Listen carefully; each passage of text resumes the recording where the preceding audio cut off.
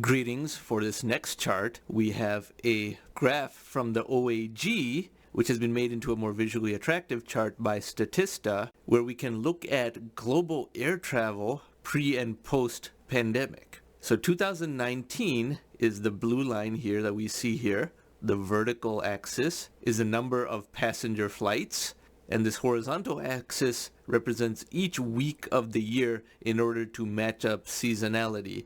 Although these are worldwide flights, so seasonality is not that big of a factor because different countries' seasons cancel each other out. And even though these are the numbers of weeks, with there being 52 weeks in a year, you can see that this would be the January to March period, April to June period, July through September period, and October through December period.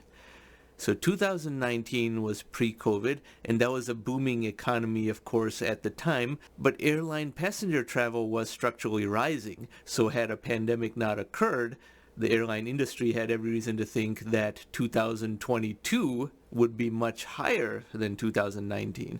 Now 2020, this light blue line, was when the pandemic occurred and global airline travel suddenly plunged precipitously. Although it didn't fall entirely, it was still 1/4 of the pre-COVID amount for sure. And then it rose and then plateaued because more people were working from home or having their meetings with long-distance colleagues over Zoom and Microsoft Teams. People did more and more FaceTime video conferencing for social purposes as well, such as visiting relatives or grandparents, grandchildren, things like that. And so 2021 was still rather low, even as you get into 2021 summer and fall.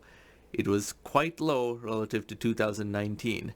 And now with a very booming economy in 2022, with all types of business activity occurring and the stock market of 2022 being much higher than 2019, implying business travel should be more, not less, the amount of passenger travel is still somewhat below the 2019 levels, about 15 to 18% below. And remember, even being on par with 2019 is not great because that's still an absence of growth. If you look at all the years prior to 2019, there was a steady rise each year as the global economy was growing and many people in China, etc., were flying more than they were even a few years prior because now they could afford airline travel for the first time. So for 2022 to be this slow, that is a substantial technological disruption. Interactions have not gone down, they've gone up, but more people are doing things over Zoom and Teams versus business travel, and that has percolated into some extent of social interaction as well. Instead of visiting your relatives, in some cases, you just have a Zoom of 20 of them, and that's much more efficient because people come and go as they please, and there's no travel time in between, and you don't have to worry about whether someone's a good cook or not. I don't want to go to my aunt's house because she's not a very good cook, but I still have to go there, that sort of thing.